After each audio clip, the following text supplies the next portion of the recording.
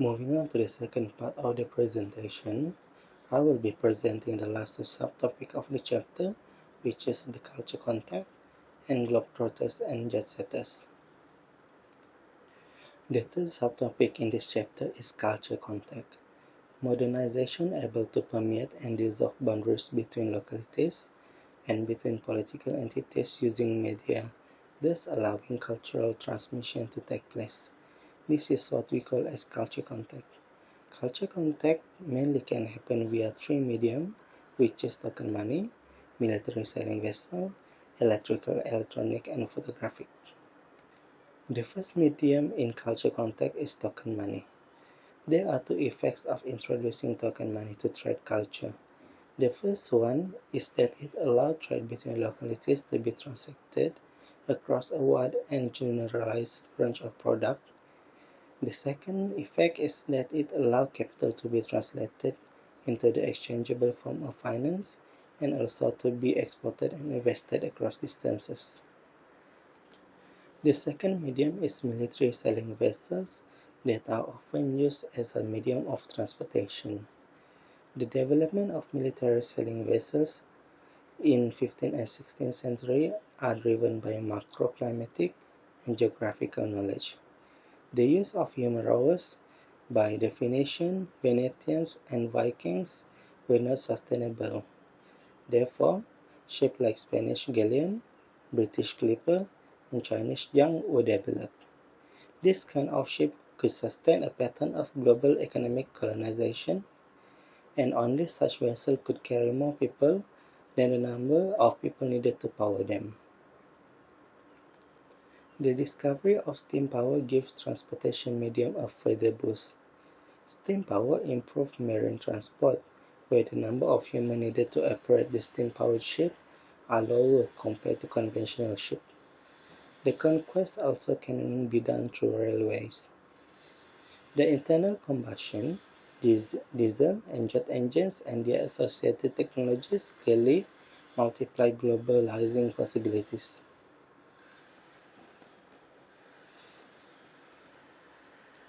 The medium are used as a means of communication. Transportation improvement could themselves improve communication by mail.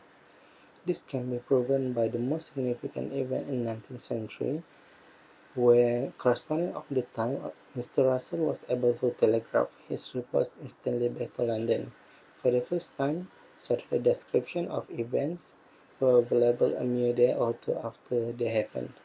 By about the turn of the century, communication could be achieved through telephone, by wireless, by cinematography, and even by television.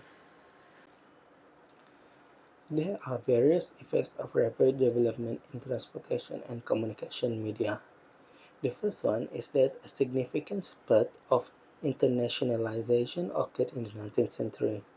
Consolidation of taste preferences across civilization, particularly across Western Christian civilization and its colonial extension.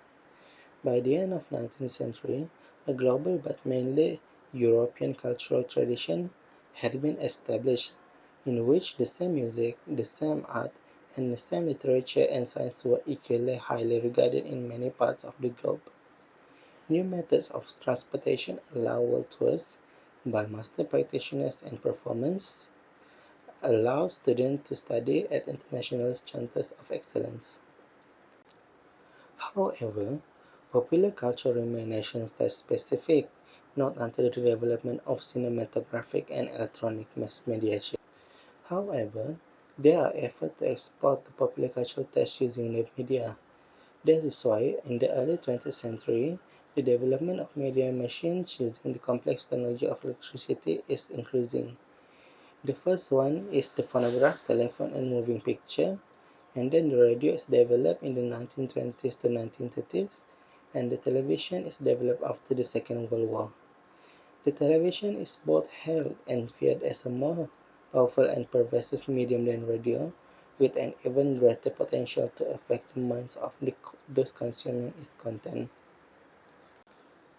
Due to the rapid development of modernization media, McLuhan categorized periodization of history into two principal epochs. The first one is the tribal epoch, and the second one is the industrial epoch. In tribal epoch, which is based on technologies of the spoken word and the will, human experience is necessarily instant, immediate, and collective, as well as subtle, sensitive, and complete, whereas in industrial epoch that is based on technologies of the written word and mechanization, human experience is rather fragmented and privatized. The final subtopic of this chapter is Globetrotters and Jetsetters. Globetrotters and Jetsetters is a people who often travel widely and frequently. This topic focus on the emergence and internalization of tourism, which was to become, through mass temporal mobility, a major agent of culture contact.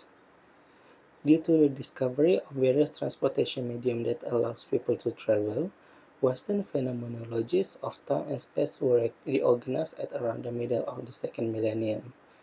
The consequences are time could now be divided into segments, and specific activities could be assigned to these different segments. And now it was possible for leisure to become a universal and general expectation, with the time and place decided individually. The opportunity to trade is increasing and the concept of travel is normalized. Two new features of social life are added to this phenomenological development, which is leisure and travel. However, this development also gave a new rise to new possibility, something that would have seemed quite bizarre to medieval, the idea of travel for leisure. The possibility became a reality for the first time in the 18th century, where aristocrats began to make what they known as the grand tour. What the grand tour is that it is a civilizing process in which the elite from cultural backwaters of England and France could rub up against the sumptuous splendor of post-Renaissance Italy.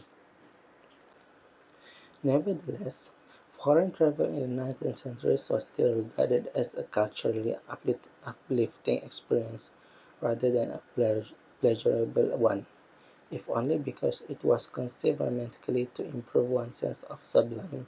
However, new contexts of travel for pleasure arise where working-class families sought to escape the grimy drudgery of industrial city. At around the turn of the 19th century, the more privileged section of society established their own pleasure zone safety field that triggers the turning point in the internalization of tourism, where they convert Nordic means of transportation into an alpine trail that led to emergence of winter sport and the establishment of casino at Monte Carlo.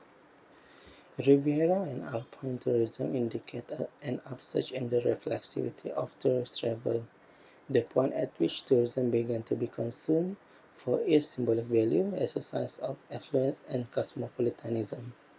There is a sharp difference of opinion about whether this move constitutes or is the consequence of globalization in any absolute sense.